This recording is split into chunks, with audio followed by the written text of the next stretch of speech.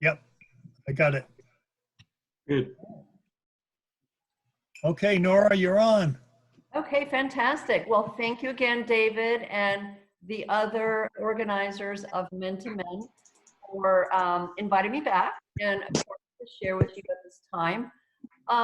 And it is about, of course, supporting you guys on your journey that you've been on with prostate cancer. And it's also about just maintaining your overall health, okay? Because one of the things that drives me a little crazy is when we compartmentalize our health and we just have, you know, like this system or this body part over here. Well, that's a part of your whole entire body. So we're going to take care of all of you because it really is the right thing to do. And ladies, for you too, there will be some specific things that only apply to prostate health that I'm going to talk about, but everything else applies to everybody else as well. So I just wanted to share that. I'm a registered dietitian, nutritionist, private practice here in Sarasota. So if you ever need nutrition help, please call me. I've got contact information on that back slide, last slide. So with that, we'll get going. You know, people always complain about food is the problem, but it really isn't the problem. It is the solution. It is the salvation of our bodies. And our bodies really are like one big chemistry lab. We've got all this food coming in with these natural existing chemicals, and then these chemicals really are so biologically active. They will either be inflammatory or anti-inflammatory. You know that inflammation really is at the root of every chronic illness, and this slide is really telling because you can see that inflammation's in the center, and then just take a look around. All of these various chronic illnesses are impacted by inflammation. So finding anything that's not listed there that isn't going to be part of a root cause of inflammation. So we're going to keep talking about that because if we can have an anti-inflammatory diet and keep inflammatory things out of our bodies, then we're going to achieve, you know, really healthy status, healthy lifestyle. And gosh, love this slide. Money is not the root of all evil. And sugar, unfortunately, it's so addictive, but it really is one of the most inflammatory things that we have on this planet. It's so good, so addictive. But processed foods are also in that top list. Chemicals and pesticides, our bodies were not designed to eliminate the amount of chemicals and pesticides that are in our food and that we then are charged with eliminating through our kidneys, our liver, our lungs, and our skin, our 4 detoxifying organs. We walk around with what's called usually a positive toxic burden because we're not able to get it all out. So we can help those organs by trying to reduce exposure, and we're going to talk about that. Trans fats, those are artificially made fats, so those cause inflammation. Artificial sweeteners, look, there's no way here on the sweeteners. I'm saying sugar's not good for us, but I'm also saying artificial sweeteners are not good for us. Somebody having a little bit of background noise there. Yeah. Don't know if you realize who you are, but see if when you're real still, we stop hearing it. Okay. Just had to mention that. It was really loud. So artificial sweeteners are things like the pink, that's sodium saccharin. The yellow, that's okay. And then there is the blue, which is NutraSweet, which is aspartame. So all of those are chemicals, and they're not good for us, basically. They actually alter the good beneficial bacteria in our gut. So then now the beautiful balance that we have to protect our digestive health is impaired because we're consuming these things. So they're really not good for us. Things that are better choices would be stevia. It is not artificial and it's plant-based. So stevia is pretty safe. I realize some people don't like it, but it's a safe option. And also monk fruit, M-O-N-K, monk fruit. You might have seen that.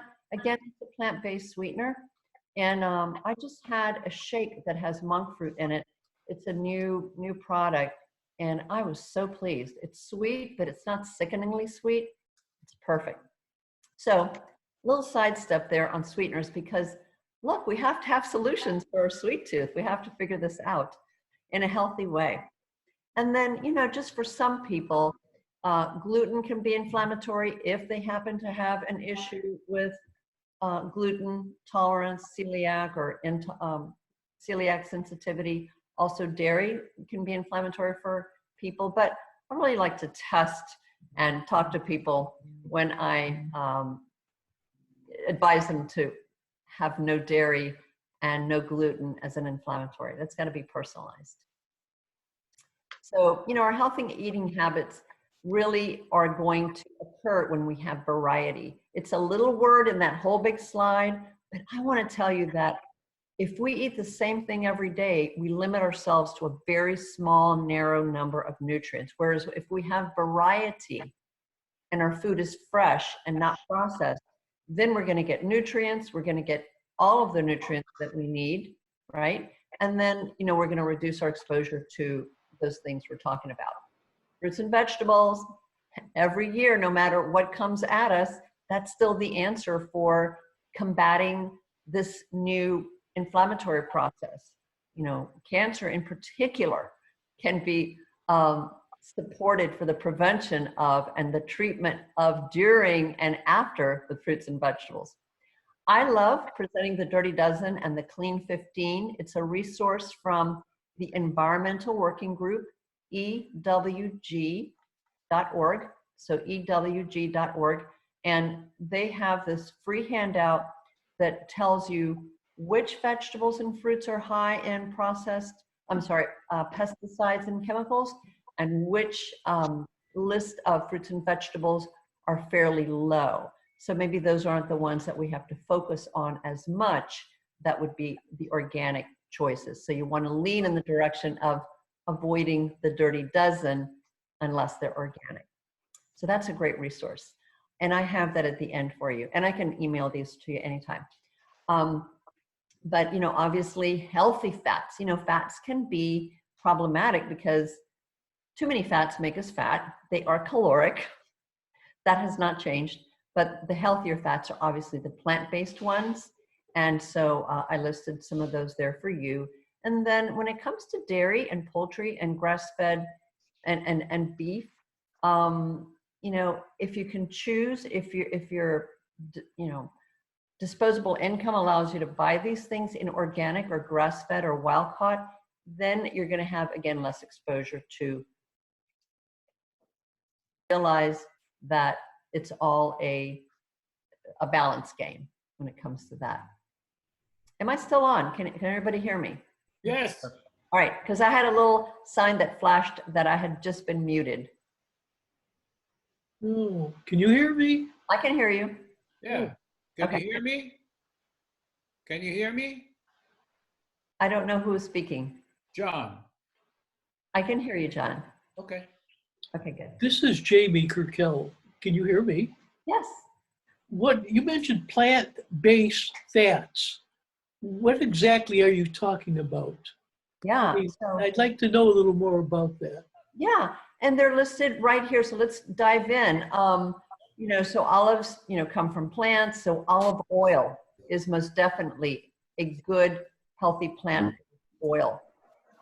So all of the oils that come from plants are healthy in a nutshell.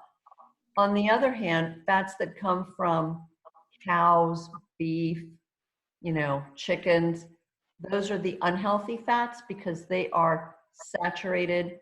They are, in the literature, found to be pro-cancer, pro-inflammatory.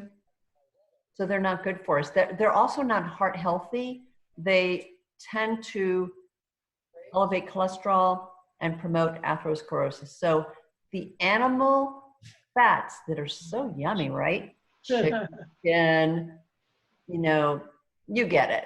All Well, that. when I make chicken, I try to remove all the fat. Perfect. But this, But is that what we're talking about, or is there Yes. fat within the fat, or fat within the chicken that I can't see? yeah, no. We're not going to worry about that fat because that's minimal. Good question. Good What question. about butter? Well, butter is from the cow. You know, it comes from milk, and it is saturated. It is 100% saturated, so it's not a healthier option.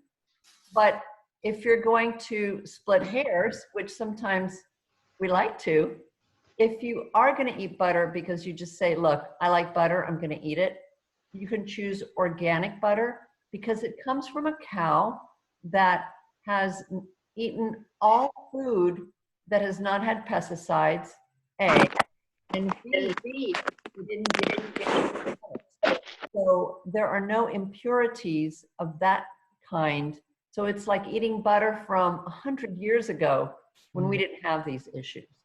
So organic based butter or Kerrygold from Ireland, because they don't process things like that, is a better choice of butter. How about almond butter? Is that a come on, or is that the real deal? Oh yeah, so almond butter is a good thing. It is a plant-based fat because it comes from almonds, and again, so nuts and seeds, they like you can get almond oil actually, but then you can grind the almonds and make almond butter. So those are all healthy choices, absolutely. Okay. And the other things that I listed here for you. You know, grapeseed oil is not commonly known, but once you learn about grapeseed oil, it's an oil that it's a plant-based oil, and you can saute things at a high heat, and it has a very high smoke point, so it doesn't start smoking when you're cooking at a high heat. So that's a good choice for high heat cooking. How about G?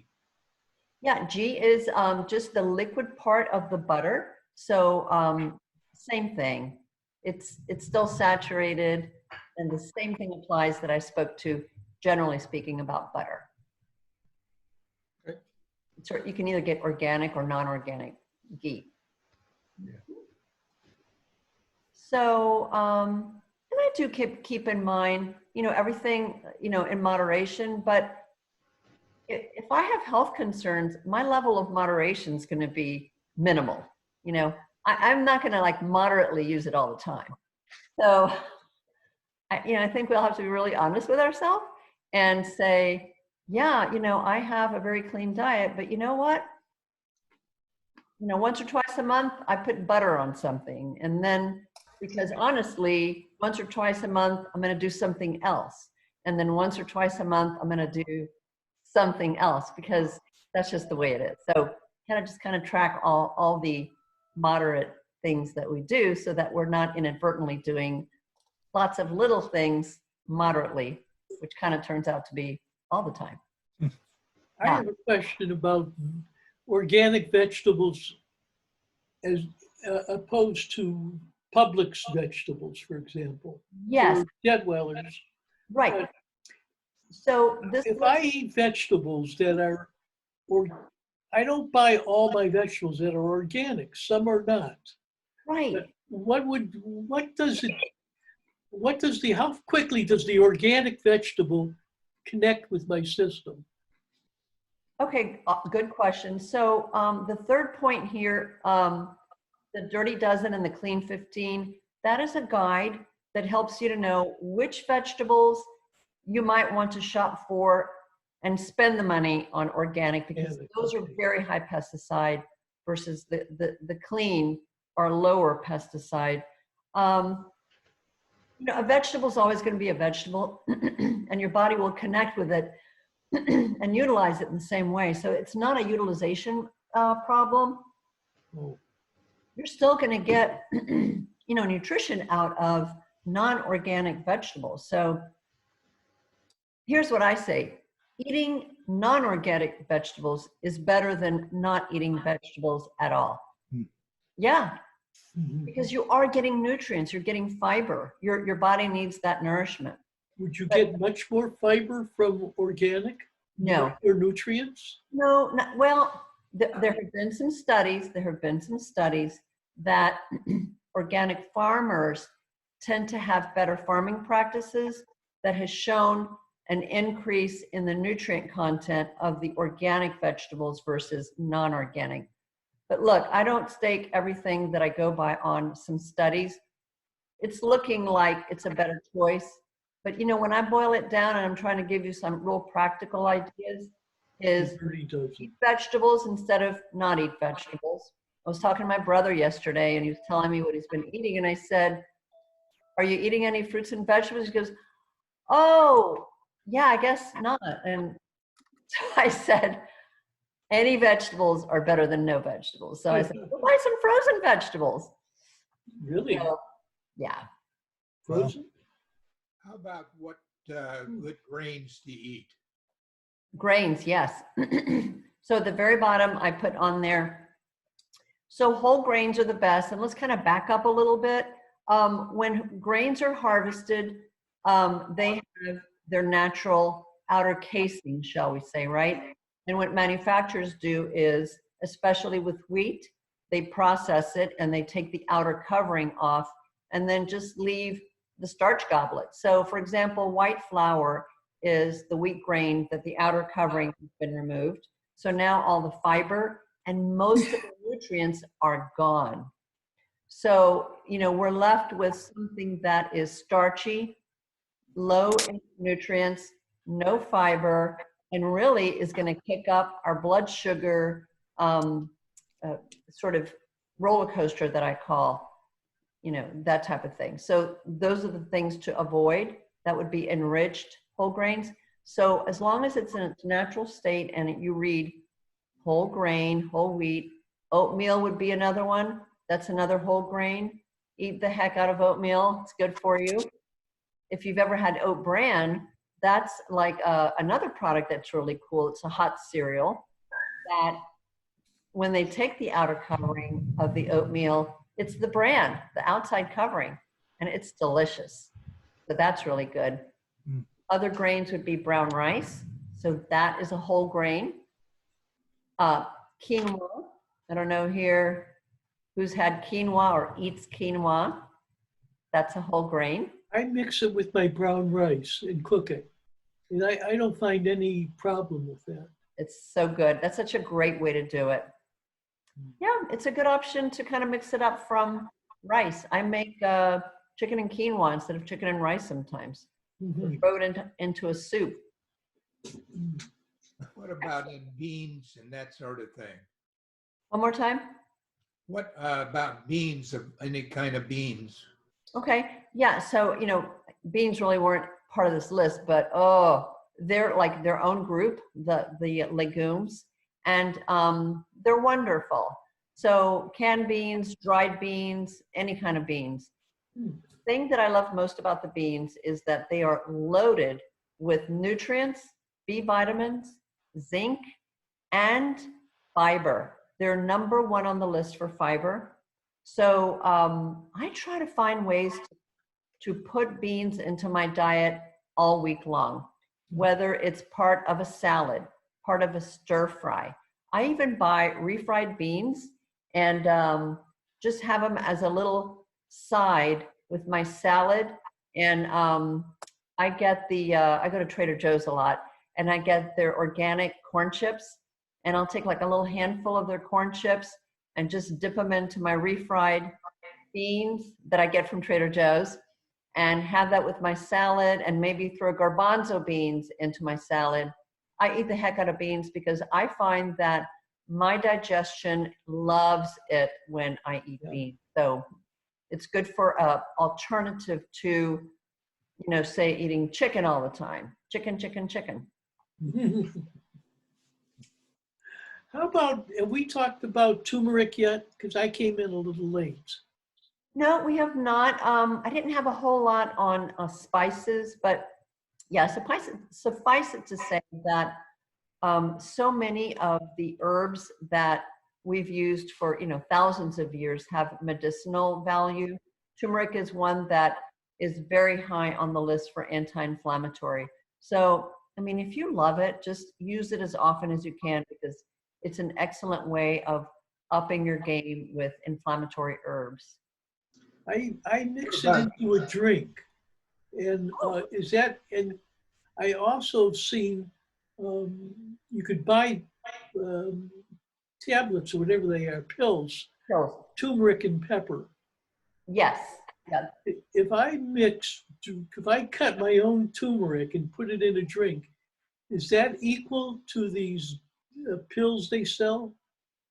You know, I don't know the answer to that because I don't know.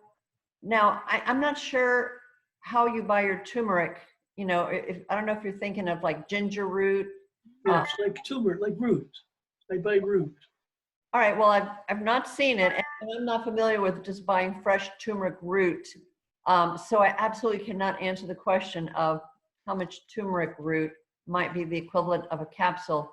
But my guess is that it's not going to come close because when they make turmeric supplement, which is actually curcumin, okay, they make curcumin out of turmeric.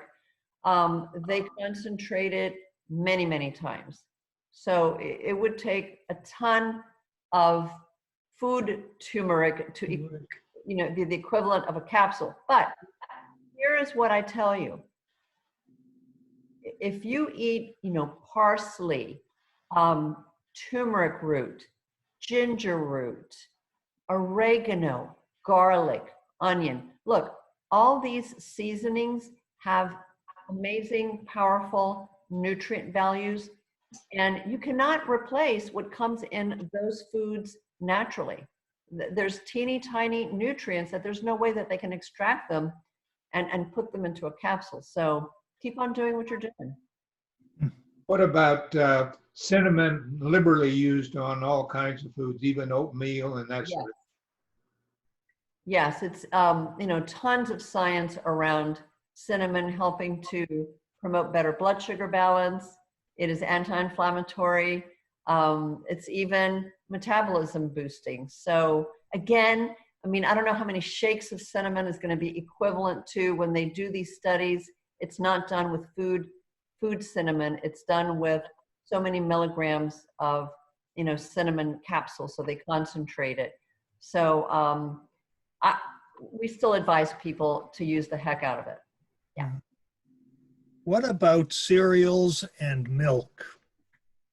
Yeah. Now, what's the question about it? Well, the question, I eat cereal and milk every morning, and every time I do it, I'm wondering if I should be using a different milk Right. and how much sugar and other additives am I getting in these regular cereals like Raisin Bran or Cheerios or what have you. Sure. Yeah. You know, I mean, for years I've walked up and down the cereal aisle to try to have a list available of healthiest choices on the cereals. And it's a short list. It's a short list. So there are hardly any dry cereals on our grocery store shelves, especially Publix, that I recommend. Because like you said, you know, Raisin Bran has bran flakes, which are awesome, but then they add sugar. Yeah. And then they have raisins in them, which are sugar coated. So What Dave's not telling you is that he eats Count Chocula. oh yeah. Remember Count Chocula? That as well. Oops. Cocoa Pebbles. Yeah. Punch. Add them all. Are there fruits that are recommended versus good fruit, bad fruits? Like, for example, there are figs and there are dates. I'm talking about kind of dry food, dry fruits. Are there dry fruits that are bad sugar or all dry fruits are good sugar? Okay, hold that question. And then, so the answer to your cereal question is, if you can get a healthy cereal, then yes, that's okay. And no, you should not have a cereal bowl that's like this and like this deep, way too much cereal, okay? You should have like 1 cup of cereal. And my recommendation is anybody who's had prostate cancer, I'm gonna give you a list in a minute, should probably stay away from milk, from dairy. There's evidence that it's not a good food for you anymore. Right. Yeah, so almond milk is a good choice, unsweetened almond milk. Okay. Yeah. Soy milk. Soy milk, I'm not fond of because while soy, there's evidence that it's very protective against cancer, only non-GMO soy. And it's practically impossible to find soy milk that is organic or non-GMO. It's so complicated. So with soy milk, only non-GMO or organic. Okay. And when it comes to soy, period, if there's soy crumbles, textured vegetable protein, soy protein isolate, do not have those things. That's processed soy. That's inflammatory and pro-cancer. If you want anti-inflammatory, it would be edamame, and that would be non-GMO soybeans.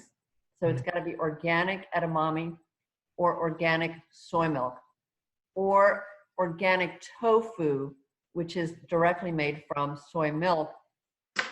So very short category of organic soy products that are good. All the other soy things, soybean oil, bad. No bueno. Bragg's amino acid. Bragg's. We'll talk about that in a minute. I got a fruit question ahead of you. So the answer to your question is all fruits are good for you. None of them are out unless you just have like an allergy or something. When it comes to dried fruit are, you know, they end up being quite small. So for example, if you had 3 plums, they'd be, you know, a nice size. But now if you have 3 prunes, they're like this.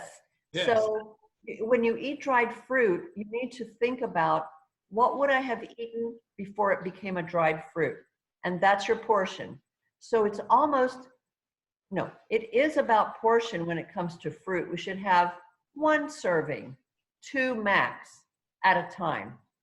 So we don't want to overdo on fruit. So all fruits are good. Portion control is where the dynamics are. And I'm not a fan of fruit juice because no one that I know will drink this much fruit juice. Remember the days of juice glasses? Yeah, like that. Those are gone. So if you can drink that much fruit juice, you can have it every once in a while, but avoid juice. Did that help with the fruit question? Yes, it does. Good. Is that because of the sugar that's involved in? Yes, Yeah. yes. It's all about, look, it's natural sugar, so we need to be portion controlled even with our fruits. Yeah. So branched chain amino acids, you know, there are different types of amino acids, which are the building blocks of every single protein. So, you know, our whole body is made up of protein chains, and, you know, branched chain amino acids are good for healing, for, you know, muscle building. And so they're just found in our food. Is there a question about branched chain amino acids you want to ask? I wasn't clear. I use Bragg's amino, the mother of the mother, whatever it is. I didn't hear what you said about it. Well, that branched chain amino acids fall into the category of amino acids. Right. And they're like a subcategory. They're all needed and used by the body. We get them by eating food. So you don't have to get special branched chain amino acids to supplement your diet, basically. Now, let's just say you're gonna have a protein shake as a meal substitute. So, you know, obviously the protein shake might have some branched chain amino acids. And there's a lot of marketing and selling of these products. So we want to be careful because like the muscle building community, they really recommend high branched chain amino acids because look, it does build muscles, but there's a limit to how much muscle it's going to build. It's a lot of marketing, to be honest. So Not the most important thing in our whole food universe. All right, can we move on? And then we'll take on questions as we go. Yeah, good. Yeah. So, and definitely, if you think of something else, pop it in. So, I mean, looking at this plate, let's look at the right-hand side first. So we've got the grains at the top, a quarter of the plate. You know, think about it. When you make a dish, an Italian dish, you don't put a little corner of pasta over there. Nobody does that, right? And this, you know, the meat is going to be in the sauce, for example. And then, you know, usually when you have, I don't know, spaghetti, you may not have your fruits and vegetables on the plate. This is just an example. But the whole idea is that it is a balance game. And what we want to really do is half the plate should be vegetables, not fruits and vegetables. I would change that if I was them. And then the other half needs to be grains and proteins for balance, because at the end of the day, we need all of these things for our nutrient base. So With this pandemic, I tend to buy canned food, canned vegetables. okay. Okay, because I'm trying to reduce my number of trips to get fresh fruits, or fresh vegetables. Totally. By cans. So, you know, are cans considered processed food? Is it processed food, or is it still healthy, or what's your take on it? Oh, thank you for asking that. Remember I said vegetables is better than no vegetables? That's where canned vegetables come in. You know, if your vegetables are fresh, and I mean, they haven't been sitting, like sometimes you forget about a head of broccoli and you go, oh my God, this thing looks very sick. You got to throw that away. So old vegetables are terrible. Canned vegetables are picked immediately, put into the can. Yes, they are preserved with salt. So we need to understand that there's going to be quite a bit of salt in canned vegetables. But I'd rather you eat canned vegetables than no vegetables. And the other thing you can do is you can drain the water, put them in a colander, rinse them a little bit. Okay, thank you. The salt content is going to go way down. Yeah, you can let them soak for a couple of hours in water. Yes, you could. Yeah. And same thing with canned fruit. You know, if you buy it in syrup, big deal. Rinse it off. I mean, the sugar didn't go inside that peach and pear. Not at all. Rinse the sugar off, rinse the salty vegetable water, and you're good. Thank you. You're welcome. And you know, frozen vegetables are great. The thing we got to be careful there is there's some awesome, tempting sauces, you know, on the frozen vegetables. So Yeah. marketing. We need to think, keep it simple and healthy. Yeah. Yeah, so, you know, I really have covered a lot of this, but the bottom vegetables are the ones I would like you to pay attention to. These are what we call the cruciferous vegetables. These are our anti-cancer vegetables. They are our heart-healthy vegetables. It's amazing that the vegetables that actually impact one system does the other. It's not surprising, but it is amazing. So if you can think about, do I like arugula? Could I incorporate that into my salad? Sure. You know, can I switch around my kale and my Brussels sprouts and my cauliflower? Just keep those going. You can buy frozen broccoli, frozen cauliflower, you know, frozen, all those things. Cabbage holds so well for those of us that are not going to the store that often. I've got 2 heads in the refrigerator because it holds up so well. I saute it, I boil it, I make it into you know, like a healthy coleslaw. So cabbage is so good. Thank you very much. Oh, and you have to have 2 to 3 cups a day of vegetables. I don't know, is that a lot or is that a little? What do you guys think? Per day?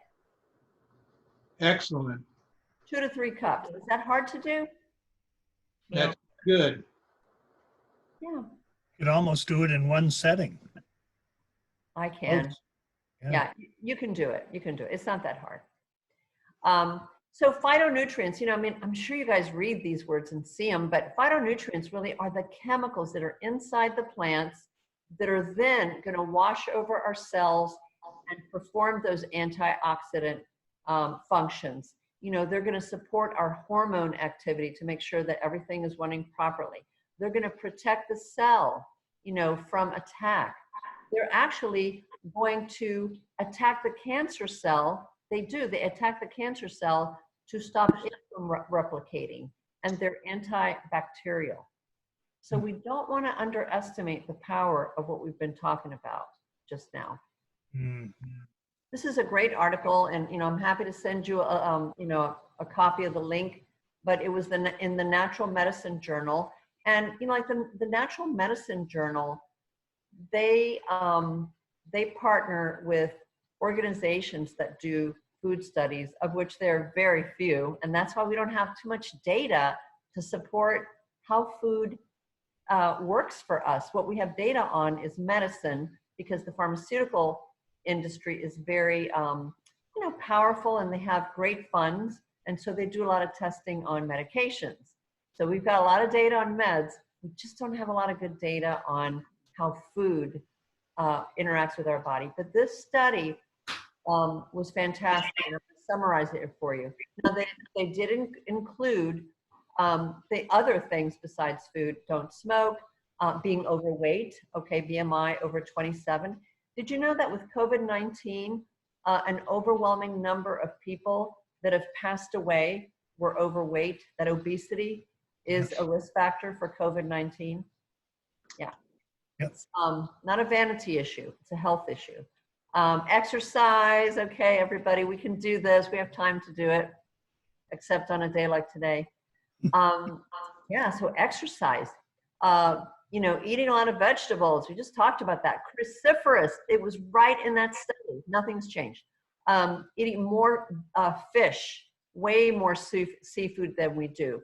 You know, the soybeans, that was in there, but I clarified it for you. Only non-GMO soybeans, not processed. Avocados, oh my goodness. So all of those things, you know, were extremely impactful for prevention.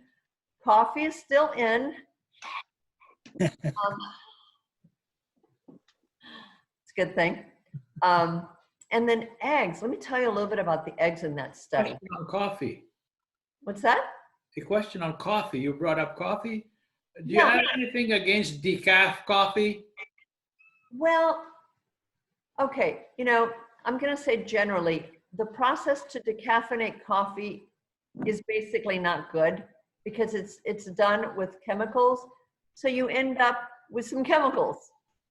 So yeah, there's no such thing as like a healthy decaf coffee, but some people, for whatever reason, they can't tolerate caffeine, and decaf coffee is all that they have. So if you drink, you know, a cup a day, again, you create your own hierarchy of priorities, and I think you have to be wise. Like eating vegetables and fruits right on top, maybe limiting coffee to 1 decaf a day, somewhere in the middle. Mm-hmm. Yeah. Sorry, don't kill the messenger. I'm just giving you the data. I understand. I have a couple of cups a week, so you know. You're good. Yeah. Good. Yeah. So yeah, this study was really interesting. What they found was that with eggs and prostate cancer is that, particularly the egg yolks, that there's something wonderful for our brain called choline in egg yolks. It's brain food. But the choline in the egg yolks seems to stimulate the growth of prostate cancer. So what they found in the study was, you know, they were double-blind studies. They were well-done studies. Is that the group that ate, you know, like 1 egg per week had an extremely low risk factor for progression or death of prostate cancer. But the group that ate, you know, 4 or more per week had a higher rate. So, you know, it's a study. I'm not saying, you know, we put all of our eggs in that basket, but it's something to think about. And so what you might want to do is you might want to use egg whites a little more often. And it's so cool because you can buy them right in the carton now. You don't have to waste, you know, crack the egg, split it. So something to think about. And then poultry, same thing. Good question earlier. It wasn't the chicken meat or the fat inside the actual meat that you can't see. It was the fat that's actually in the chicken skin. That concentration of that saturated fat had the same effect on progression of prostate cancer and of more deaths. So they did identify chicken skin as problematic. Interesting. Milk was found to be, not a positive for prostate cancer. And then they kind of, if you were obese and you had whole milk, that population had a higher amount. I have a question about, Sure. can you see this? It's called Razemka. It's a sour milk. And I very much like the taste, but it's a cooked, they add sour cream to this and they bake it. But in any case, I found that I have a proclivity towards sour things. I like sour. Can you read me the ingredients? Turn it around. Pasteurized organic milk, pectin, vitamin D3, live, and active cultures. Perfect. Well, I mean, generally speaking, I just said that, there have been studies saying don't have too much dairy, milk, okay? But if you're gonna have it, and makes it definitely good. It's got the beneficial bacteria. So that's a good product. What is the product again? It's at Whole Foods. It's called Razemka.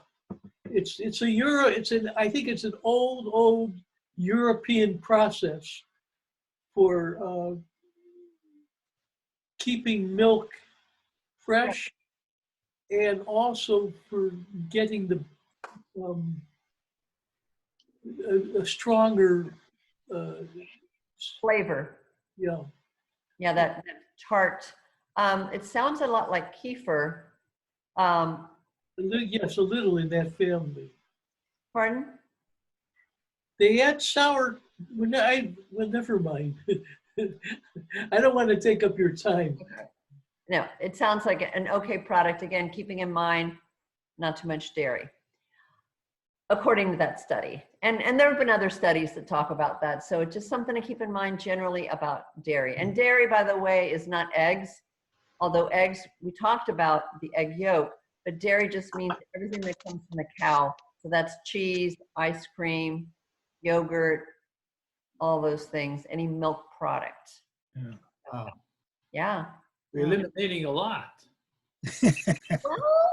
Well, here's what I think is a good idea is try to find like milk substitutes when you can, and then use milk products sparingly. For example, if you use almond milk as an example, right away, you've swapped out something for that. Rather than putting cheese on sandwiches or cheese on everything, maybe become a Parmesan cheese where you put a little bit on top. This is all also dose dependent. If you're eating lots of the things that are not good for you, then you're getting a pretty large dose of it. Or put, shredded cheese on something from time to time, or eat cheese from time to time, but just, decide in your mind, I'm not going to be a daily cheese person, so that it's not a daily part of the diet. You got to find your own middle road that makes sense, because this is a long journey. It's a lifestyle. Yeah. I remember our good friend, Dr. Treeman, who was one of our founders, used to say to us, everything in moderation. Yes, I agree with that. And as I mentioned earlier, if, for example, cheese was the only thing that was going to be the thing that you were going to have in moderation, then we're good, because then you can say, all right, I know how often I'm going to eat cheese things, but then there's the sugar things. and then there's the egg things, and then there's, you know what I'm saying? So if we're eating a little bit of all the things that aren't so good of it to us in moderation, we're really not eating in moderation, but we're eating Yeah. a whole lot more of it. So I'm just helping you to be better processors of what it is you're doing, giving you things to think about. I have a question about soups. Yes. Making fresh soup, Ah, veggies and all that. Yeah. I like soup, but I freeze the soup. mhm. How long can a soup stay healthy in a freezer? Gosh, I have a list somewhere, but I would say, you know, probably 3 months. Nora, this study that you're discussing, is that to slow the progression of prostate cancer or to prevent the development of prostate cancer? In other words, what were they measuring this diet against? Right. So for each of the food categories, their findings were one or the other. In some, it was preventing the reoccurrence. In others, it was preventing the progression. I actually have notes that I took from the study that I can send you the link. How's that? No, but so this is for cases of prostate. For example, if someone doesn't have prostate cancer, does Right. this diet make it less likely they will develop it? Yeah. Well, no, because this was done specifically with people who had had prostate cancer. So it was all around people that had had it to assess how all these various foods would impact them, say, when they had prostate cancer or after they were had treated the prostate cancer and it was gone, how it might impact the reoccurrence. So it was under those two conditions. Good. All right. So a quick thing on proteins, kind of touch a little bit on them, but clean proteins are those that fall into this category here. And remember, the thing that I'm reading more and more about cancer itself, about heart disease itself, that as much as we love our animal proteins, I know, I love them, we need to learn how to have a few plant-based protein meals in our week because it minimizes how much animal protein we're eating. And, beef is, we're finding is not good for cancer, prostate cancer, or heart disease, any of those, okay? So beef is, sorry, it's just not good for us, but we should eat less of it. And, now we know some things about chicken skin.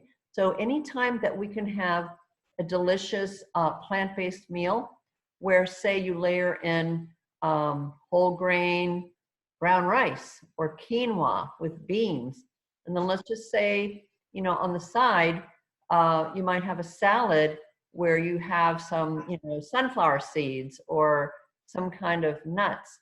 So even nuts and seeds have protein. So you sort of layer in proteins that are plant-based proteins from all these different sources that I just mentioned. And your protein needs are completely met. And you have not touched an animal protein. So it's something to start thinking about periodically transitioning to something like that. But Nora, what about a product called whey, W-H-E-Y, a protein powder?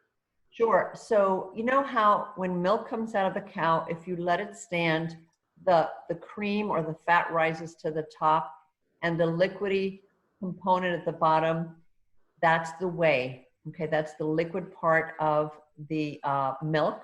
And if you were to take that bottom part and dehydrate it and take the water out, what's left is going to be whey. So that is pure milk protein. So it is okay. It depends. I don't know how to extrapolate the data from the studies that say people that are, you know, certainly on a journey to prevent reoccurrence of prostate cancer, to have dairy, you know, too many dairy products. And then if you have whey protein powder, you know, is that a good thing? I don't know the answer to it. You know, I might choose a different kind of protein powder. For example, there is a great egg white protein powder out there by Now, NOW. It's one of my favorites. It's very inexpensive. You can find it practically anywhere. Another good choice is you can get beef protein powder, believe it or not. And see, that beef protein powder doesn't have the saturated fats. That's just the actual amino acids. So it takes away all of the things that are not good from red meat, but it just simply leaves you with those amino acids, the building blocks in that powder. And then of course you can get great plant-based protein powders that are out there, you know, rice, pea, lentil protein. There's plenty of options of protein powders out there. A little confusing. Let me know if you have questions. Yeah. What do you think about smoothies?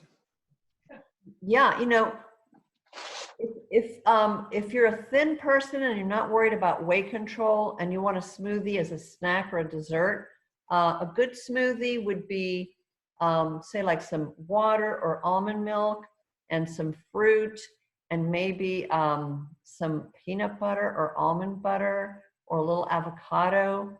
Obviously, you can put cocoa powder in there. It's some venture because you gotta have the chocolate. So those are all good things to have. If you could throw a little bit of spinach in there just to improve the vegetables. If you're looking for smoothies as a meal replacement, you can still follow a little bit of that, but I would do like an almond milk base, and then do your protein powder. Gotta have the protein powder if it's gonna be a meal replacement, and then throw in your fruit. Keep in mind, you don't wanna have a ton of fruit. You want a maximum of a cup of berries, or say a half a banana and a cup of berries, or, you know, no more than 2 fruits in there, again, for the sugar. And then always try to pack in a little greenery. And then for your healthy fat, you can either do peanut butter, almond butter, avocado, or if you ever use ground flaxseed, that's a great place to insert ground flaxseed because it's a good fat, it's got fiber, and that smoothie is very filling and satisfying. Mhm. Okay. What other questions do you have about smoothies? Well, I'm sure there are many, many questions still, but it's kind of getting close to 3 o'clock or is after it. Yeah. Keep I going. want to thank you very much for a wonderful presentation. I'm glad we were able to do it the way we did. It seems to have worked out pretty well, I think. We were able to ask questions and make inputs and so on. I will make sure that I assume I can copy this recording somehow. I'll make sure I get it out to you. And there are a couple of notes about the meeting itself that I'll add in as well as a follow-up. Any other thoughts? We are going to do this again in a month. It's May 18th will be the next time around, and I assume we're still going to be under some sort of quarantine scenario. I can't imagine we're going to be out having master meetings everywhere. I think the hospital itself will probably put an end to that anyway, as they have through the month of April, and I'm sure they're going to extend it, but you never know. But in any event, we will still meet on the 18th of May, and Dr. Elizabeth Guanchel will be our guest, and hopefully we can have a successful meeting then. But any other last-minute questions? Yes, I see at the bottom it says wellvate.me/Nora. Is that your company? No, it isn't. I regret that I didn't realize we were going to cut off right at 3 because it took us quite a while to get started, David. Yeah. Does anybody want to go for a few more minutes, or because I've got some really good stuff to finish with? Sure. Yeah. Yeah, no, I'm Keep going. sure. Okay. Great. Well, I fast forwarded to a little bit that I was going to go over about boosting your immunity, because I think that under the circumstances, a lot of people are interested in doing that. And I just wanted to clarify that we cannot boost our immunity with supplements if our foundational nutrition intake is poor, okay? So supplements are only going to do so much, but if you're eating good protein for breakfast, lunch and dinner, make sure you're meeting your protein needs. If you're getting lots of whole grains, like we talked about, not the processed, not the white flour, if you're getting your fruits and vegetables in, you're going to have a robust immune system. But the thing to help it is a good multivitamin and mineral. I've got one recommended there for you. It is my absolute favorite. I'll tell you where you can get it later. It's by Pure Encapsulations. The going science is that 2,000 to 3,000 milligrams of vitamin C is a good amount to have. Sorry about the double S's there on the doses. But it definitely is an immune boosting nutrient to have extra vitamin C. Vitamin D, if you don't know what your vitamin D level is, ask your doctor to put it into your panel next time you do an annual checkup, because it's crucial that you have good vitamin D status. And vitamin D is also extremely important in immunity boosting. Probiotic, oh my gosh, you're saying, why are we doing the gut again? And that's because 75% of our immune system exists in our gut. So if we're having digestive issues, we're not going to have good immunity. But if you're taking probiotics and you correct your gut issues, you can have amazing immunity. So probiotics are right up there on top. And zinc, of course, you might have heard, is super helpful for immunity. But quick note, if you choose to take this one a day called One by Pure Encapsulations, it's got plenty of vitamin D, plenty of zinc. I would say get a probiotic, and then you're down to 2 supplements. And I know you could use some extra C probably, but it's keeping the number of pills to a limit, to a minimum. So I wanted to offer you that. The website that's down at the bottom is— What is this multivitamin you recommend? it's called One, O-N-E. You can get it anywhere? No, sir. Pure Encapsulation sells to usually healthcare practitioners, but some drugstores sometimes have an account and they sell them. If you go to the Pure Encapsulations website, you can find out where you can buy them locally. If you don't mind creating an online account, you can have access to my patient account, and you can get it there. All supplements are 10% off. It's available to you there as well. But you can go to their website and call them or ask, like store locator, where they have any store that sells them locally. Can you spell that company? Pure. Pure. Encapsulations. In what, dear? Encapsulations. It's right on the slide. On the second line of the slide. Okay, thank you. You are welcome. Yeah, and during this time and thereafter, I'm offering free consultations. If you want to go over these things in detail or discuss your overall supplements and medications, what products might be indicated for you. So happy to do that as a courtesy. Nora, can I send these slides out with my follow-up memorandum? Yep, absolutely. That way everybody can have links to everything.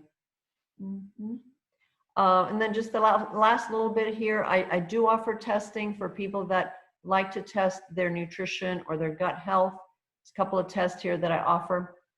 I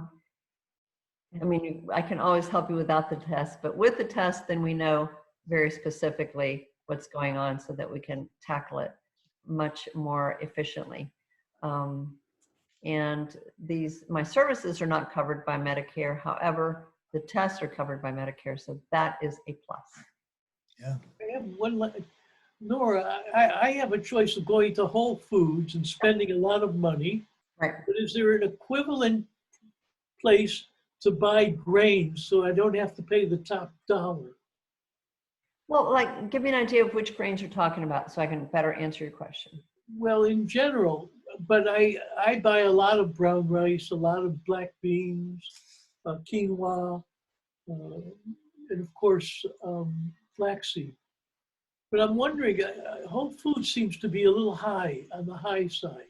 Absolutely. Yeah. On the side on everything. I mean, I called it whole wallet for years. I actually never shop at Whole Wallet. Because it is the whole wallet. Right. I shop at Trader Joe's. I ought to do a shopping tour there because they have excellent products. And then the few things that I can't get there, which is not food, it's usually toilet paper, but not anymore. Paper towel, not anymore. I get at Publix, but I find that Trader Joe's prices are amazing and they have everything. Now, for a little versatility, I go to Detweiler's because they have great vegetables. And I look at my little card that says the Dirty Dozen and the Clean 15. They just came out with a new one. And because I don't memorize that stuff, it's a list.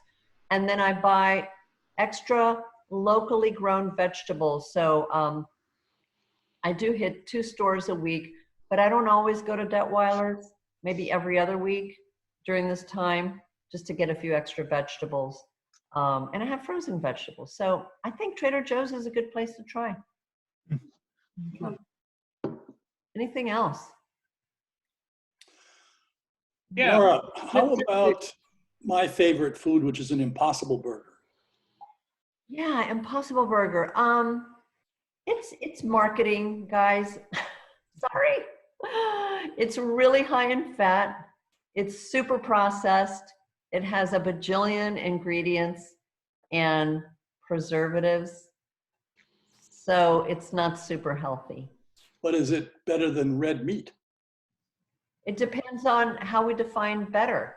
You're swapping bad ingredients for unprocessed food, say like if it's grass-fed beef, okay? And yeah, if I had to pick, I'd go with grass-fed meat on occasion, and how you cook it makes a world of difference because you know how we love to grill things and have the chard outside? Does everybody know that that beautiful charring is what is very cancer producing? And so we can't do that anymore. We can char our vegetables because it's vegetables. But when we char our chicken or char beef or pork on the grill, that is escalating the level of carcinogens that we're, taking in, just in the conversion of those fats into these new chemicals that are made by the charring. So I would have, lightly grilled filet mignon on the grill, or grass-fed ground beef over Impossible Burger because it's so full of fat and it's got saturated fat. It's a big marketing ploy. For non-meat eaters, it's a very interesting form of hamburger. For non-meat eaters, I get it. Hey, they're non-meat eaters. I don't think it's a good choice for the regular basis anyway. I'd like to make a point on exercise. Is that okay? By all means. Well, we started the conversation, I don't know who said, with this weather, it's hard to exercise. No, just today. Yeah. Well, that's my point. As most of us know, I'm sure everybody knows that, but I still want to bring it up. There are quite a few videos in YouTube that are just superb when it comes to exercise. If you Google exercise for senior or exercise for older folks, they will take you there. And I found it very motivating because you're exercising with a group of anywhere between 5 and 12 people, and they talk to you, and it's kind of next best thing to exercising in a club or outdoors or whatever. And it takes you through a routine.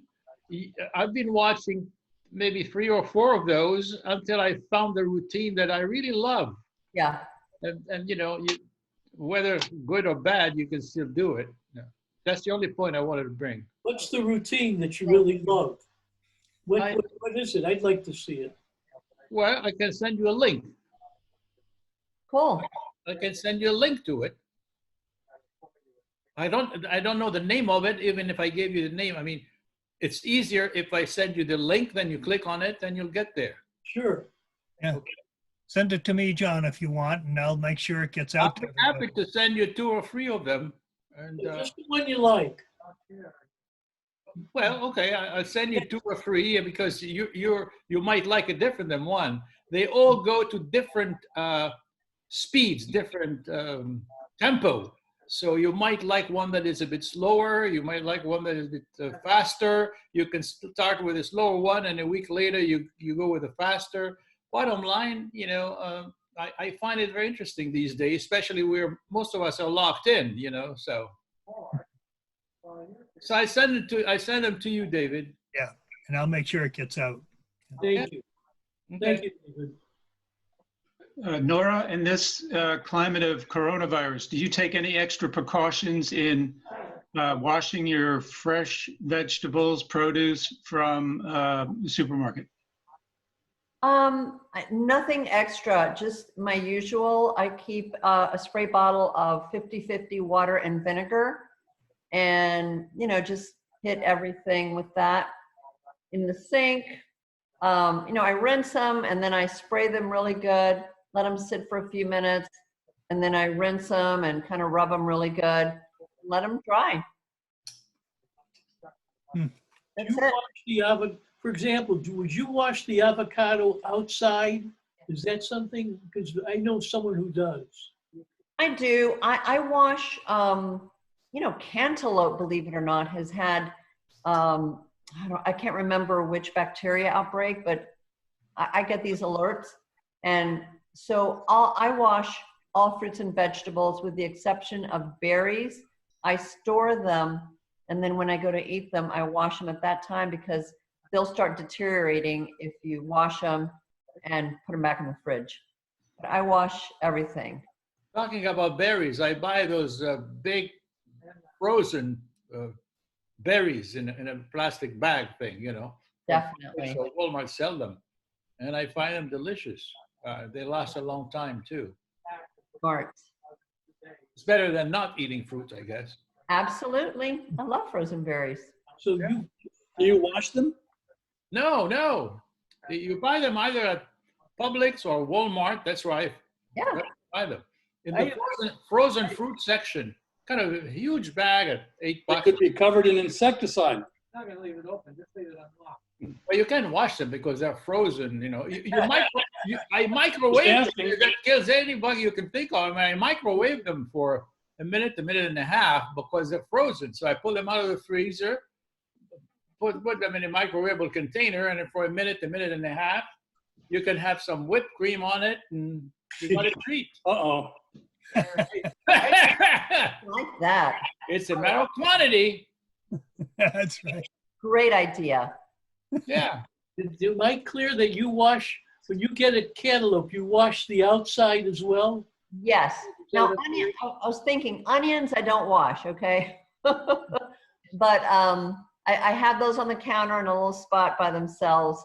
But yeah, I wash, you know, acorn squash, spaghetti squash, cantaloupe, watermelon, all of those thick-skinned fruits and vegetables that we, you know, later have to peel. I wash them because you just have no idea what microbe they have.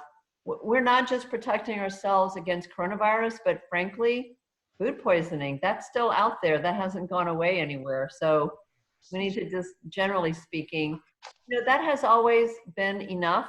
Can you define wash?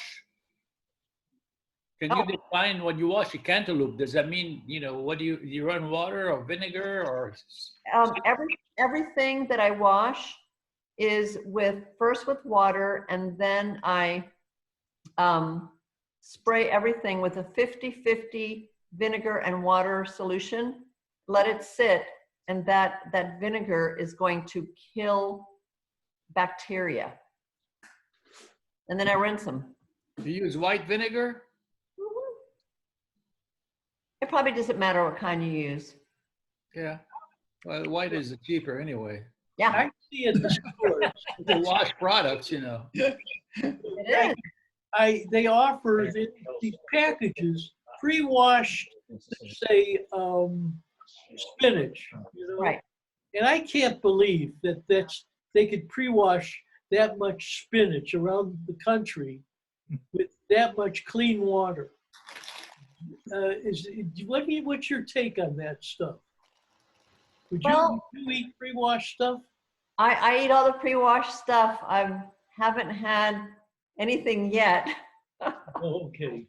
So you don't buy any of that pre-washed? Oh yeah. At Trader Joe's, I buy organic spring mix, organic spinach. But you wash it? Pardon? I just can't believe it's clean. I know. I wash it. I have to let some things go, and I choose to let that go. Good point. Yeah. You got to fight your battles, right? Yeah. Right. Pick your battles. Good question, though. I know. I'm gonna check out. I have something I have to go to. Yeah, go ahead. Bye. Thank you. Bye now. Thanks for Bye. Thank you. Thank you. You're welcome. Nora. My pleasure, everybody. Take care. Yeah, Okay, thank you, bye. Nora. What's your phone number, Nora? I didn't even get that. What's that? Your phone number. Oh, yeah. 941-445-1170. Thanks for setting this up, David. Yep. Oh, thanks, Ed, for being there. Nora. Good to have you. Yep, Thanks thank a you, lot. David. Thanks for all the great questions, everyone. Yeah, good response here, for sure. Thank you, We all Nora. learned a lot, I think. Yeah. Yeah, very good. Thanks, everybody. Take care. I learned a lot about the program. Mhm. Good. Thank you, David. Take care. Have a wonderful night. Okay. Thanks a lot, David. Thanks, guys. Thank you, David. Thank you, David. Yeah. Oh, yeah.